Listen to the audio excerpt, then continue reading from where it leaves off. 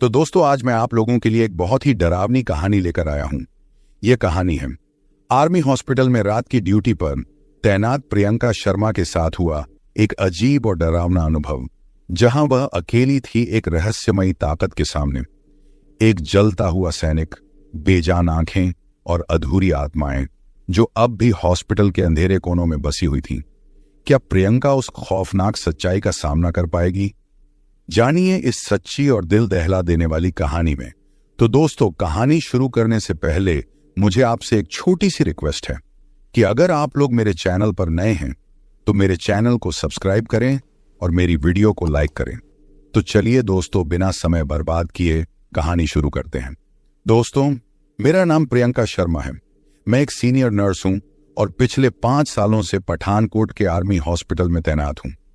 मेरी जिंदगी में बहुत से दर्दनाक हादसे देखे हैं, लेकिन जो कुछ मैंने 14 अगस्त 2022 की रात देखा, उसे सोचते ही आज भी रूह कांप जाती है। उस रात मेरी ड्यूटी वार्ड नंबर 7 में लगी थी, वो हिस्सा जहां गंभीर रूप से घायल सैनिकों को रखा जाता था। बारिश बहुत तेज हो रही थी और पूरा हॉस्पिटल लगभग सुनसान था। ज्यादातर मरीज सो चुके थे और बाकी स्टाफ भी अपनी अपनी ड्यूटी में व्यस्त था। रात के करीब 2:15 पर मैं वार्ड के रजिस्टर में एंट्री कर रही थी। तभी मुझे एक हल्की सी आहट सुनाई दी, जैसे कोई फौजी बूट्स पहने धीरे धीरे चल रहा हो। मैंने मुड़कर देखा तो दूर कॉरिडोर के कोने में कोई खड़ा था। ऊंचा कद, आर्मी की यूनिफॉर्म, चेहरे पर पट्टी बंधी थी।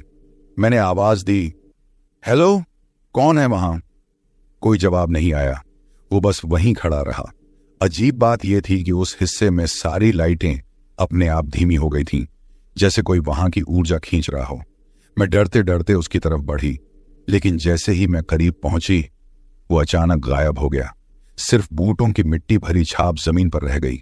मैंने सोचा शायद ये मेरा वहम हो, लेकिन तभी वार्ड नंबर 7 से एक तेज चीख आई। मैं भागकर वहां पहुंची। बेड नंबर 13 पर लेटा जवान कप्तान रोहित सिंह, जो पिछले 3 दिनों से कोमा में था। उसके मुंह से खून बह रहा था और उसकी आंखें पूरी तरह खुली थीं, जैसे उसने कुछ बहुत भयावह देख लिया हो। डॉक्टर को बुलाया गया, सीपीआर हुआ, लेकिन वो नहीं बच सका। कप्तान रोहित सिंह की मौत के बाद वार्ड नंबर 7 को कुछ दिनों के लिए बंद कर दिया गया। जांच चली, लेकिन न कोई मेडिकल कारण मिला, न ही कोई बाहरी दखल। रिपोर्ट में लिखा गया, मौत प्राकृतिक कारणों से हुई, पर मैं जानती थी ये मौत सामान्य नहीं थी। मैंने तबादले की अर्जी दी, लेकिन वो रिजेक्ट हो गई। शायद ऊपर वाले को लगा कि मैं डर कर भाग रही हूं। अगले हफ्ते मेरी फिर से वही शिफ्ट लगी, रात 10 से सुबह 6 तक। लेकिन इस बार मुझे वार्ड नंबर 6 में लगाया गया। वार्ड नंबर 6 ठीक वार्ड नंबर 7 की दीवार से सटा हुआ था। 14 सितंबर की रात, 1 महीना बीत चुका था, लेकिन वो रात अब भी मेरी नींद में दस्तक देती थी। मैं खुद को समझा चुकी थी कि ये सब मेरी थकान और तनाव का नतीजा था, लेकिन उस रात जो हुआ उसने मेरी सारी हिम्मत तोड़ दी। रात के करीब 1:55 पर मैं दवा बांट रही थी। तभी दीवार के उस पार, यानी बंद पड़े वार्ड नंबर 7 से थात थात की आवाज आई, जैसे कोई स्ट्रेचर को घसीट रहा हो। मैं वहीं रुक गई। मेरे पैरों ने मानो चलने से मना कर दिया। मैंने सोचा शायद कोई स्टाफ भूल से उस कमरे में चला गया हो, लेकिन हॉस्पिटल के नियम साफ थे। वार्ड नंबर 7 पूरी तरह सील था और उसकी चाबी सिर्फ सुपरवाइजर के पास थी। मैंने नजदीक जाकर दरवाजे पर कान लगाया। भीतर से आवाज आई, मैडम, इंजेक्शन तो दीजिए। वो आवाज बिल्कुल कप्तान रोहित सिंह की थी। मेरा दिल जोर से धड़कने लगा। मैंने फौरन सिक्योरिटी को कॉल किया, लेकिन तब तक कुछ नहीं बचा था। दरवाजा अंदर से लॉक था, लेकिन भीतर हल्की हल्की सी हंसी अब भी सुनाई दे रही थी। मैंने सीनियर डॉक्टर को रिपोर्ट दी, लेकिन उन्होंने बस इतना कहा, प्रियंका, तुम ज्यादा सोच रही हो, आराम करो। लेकिन यह सब मेरे दिमाग का भ्रम नहीं था। अब हर रात कुछ न कुछ अजीब होता।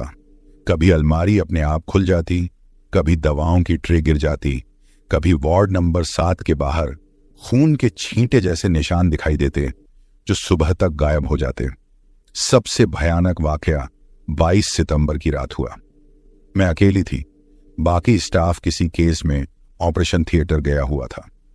एक नई भर्ती नायक सुरजीत सिंह जो सिर में गंभीर चोट के कारण आईसीयू से शिफ्ट होकर अभी होश में आया ही था, अचानक चिल्ला पड़ा, उसे बाहर निकालो, वो मुझे फिर से जिंदा नहीं छोड़ेगा।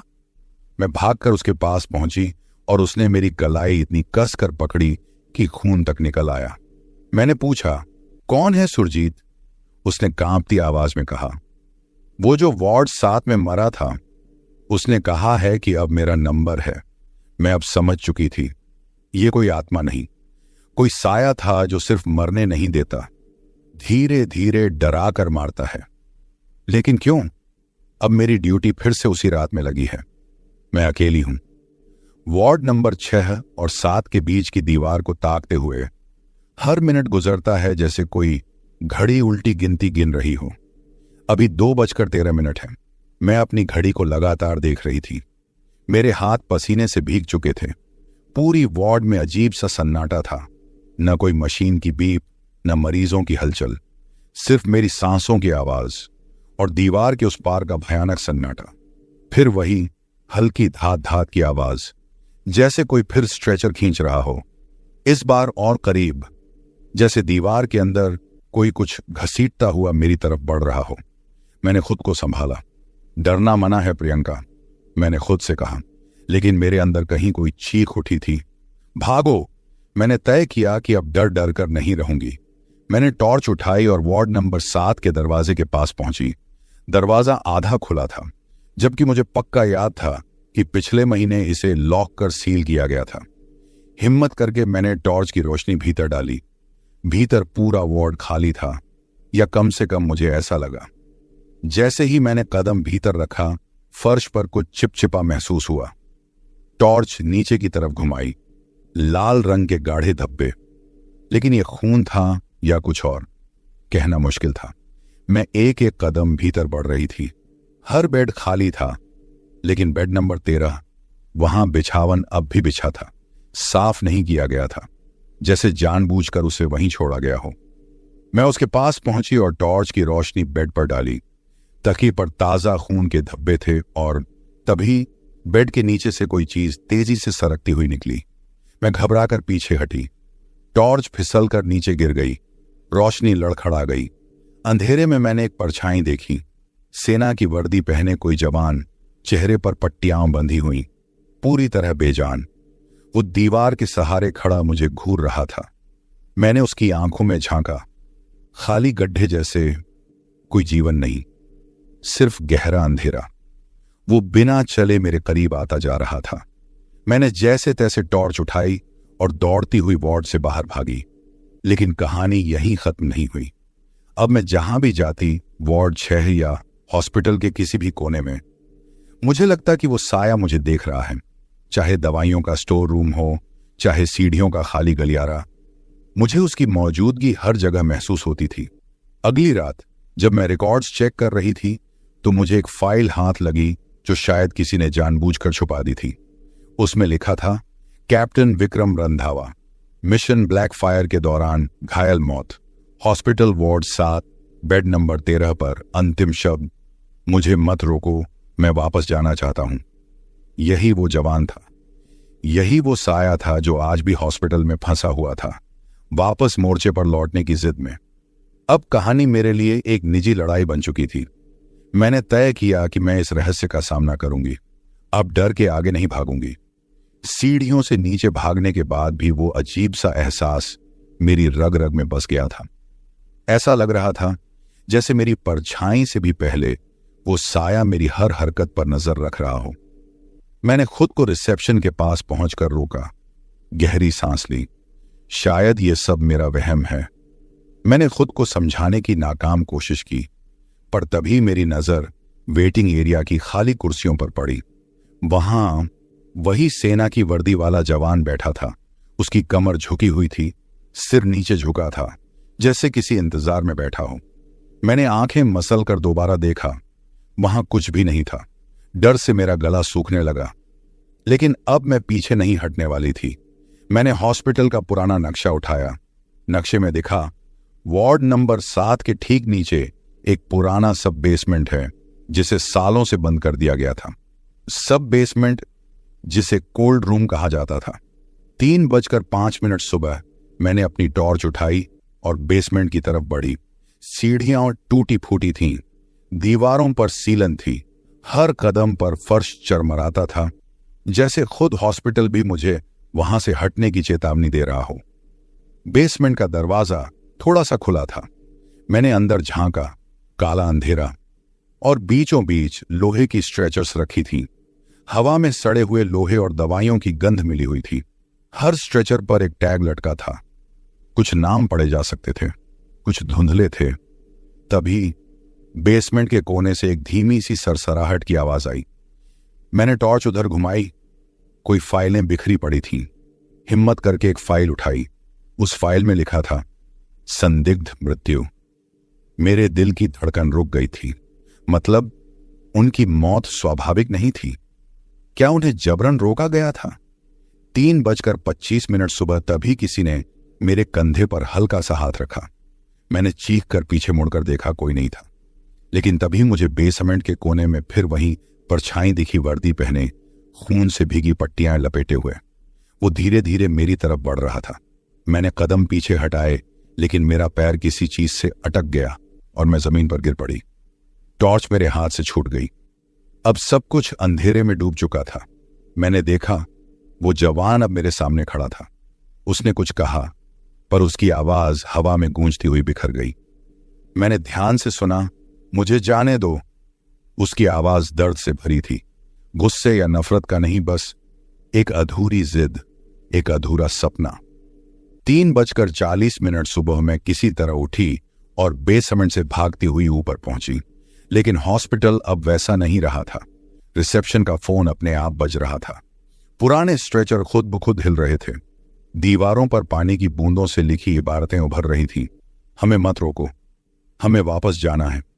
अब मुझे समझ में आ रहा था, ये हॉस्पिटल, ये दीवारें, ये फर्श, सब कुछ उन जवानों की अधूरी इच्छाओं से भरा पड़ा है, जो शायद कभी मोर्चे पर वापस जाना चाहते थे, लेकिन यहां इसी हॉस्पिटल में फंस गए। लेकिन कहानी यहीं खत्म नहीं होती। मैंने खुद से वादा किया था, डर के आगे नहीं झुकूंगी। अब अगला कदम मेरे लिए साफ था। मुझे वार्ड नंबर 7 में वापस जाकर उनका सामना करना था, चाहे कुछ भी हो जाए। 3:50 सुबह मैं बेसमेंट से वापस रिसेप्शन पर आ गई थी। लेकिन वहां सब कुछ बदल चुका था। कुर्सियां उलटी पड़ी थीं। दीवारों पर पानी के निशान नहीं थे अब, बल्कि खून के हाथों के निशान उभर आए थे। फोन अब भी लगातार बज रहा था, लेकिन जब भी मैं रिसीवर उठाती, उधर से एक ही आवाज आती, मुझे मेरी वर्दी लौटा दो। हर बार वही आवाज, वही टूटती हुई सांसें। मैंने खुद को संभाला। मुझे पता था कि भागने से कुछ नहीं होगा। इन अधूरी आत्माओं की शांति शायद मेरी वजह से ही हो सकती थी, या शायद मैं भी इस हॉस्पिटल का एक हिस्सा बन जाऊंगी, हमेशा के लिए। मैंने ठान लिया, मैं वार्ड नंबर 7 में जाकर सच का सामना करूंगी। 4:10 सुबह में धीरे वार्ड नंबर 7 की तरफ बढ़ी। हर कदम पर हॉस्पिटल का सन्नाटा मुझे जकड़ता जा रहा था। दीवारों पर लटकती टूटी घड़ियां, झूलते बल्ब, फर्श पर पड़े टूटे स्ट्रेचर, सब जैसे बीते हुए वक्त के गवाह थे। जब मैं वार्ड नंबर 7 के सामने पहुंची तो दरवाजा खुद ब खुद चरमरा कर खुल गया। अंदर धुंध थी और एक अजीब सी घुटन। 4:15 सुबह मैंने वार्ड में कदम रखा। चारों तरफ खाली बेड थे, लेकिन हर बेड पर ऐसा लग रहा था जैसे कोई अदृश्य ताकत लेटी हो, कराह रही हो। मैंने एक एक बेड की तरफ टॉर्च घुमाई। तभी कोने वाले बेड पर वर्दी पहना वही जवान बैठा दिखा, सिर झुका हुआ, हाथों में कुछ दबाए हुए।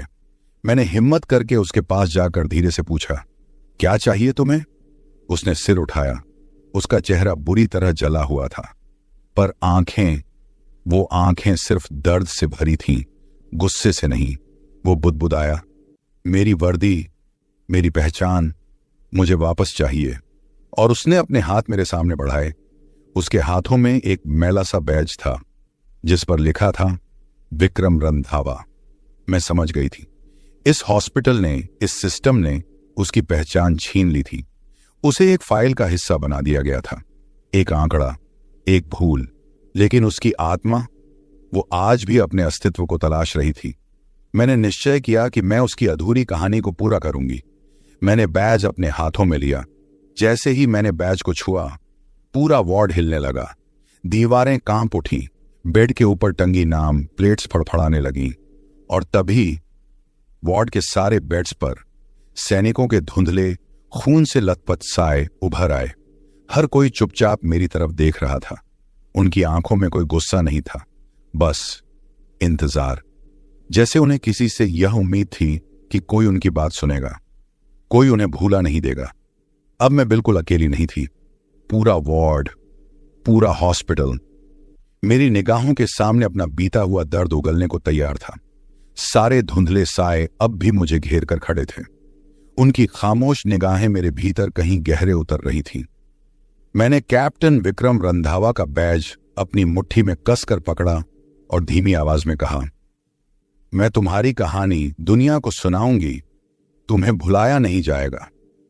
ये कहते ही साए थोड़ी देर के लिए स्थिर हो गए, जैसे किसी ने उनके जख्मों पर मरहम रख दिया हो।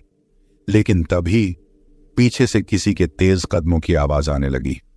मैं पलटी। हॉस्पिटल का गेट बंद था, कोई भी नहीं आ सकता था। आवाज धीरे धीरे मेरे पास आती गई। हर कदम पर फर्श पर भारी जूतों की चरमराहट गूंजती रही। अचानक दीवार पर टंगी एक फोटो का फ्रेम गिरकर फर्श पर टूटा। मैंने डरते हुए देखा।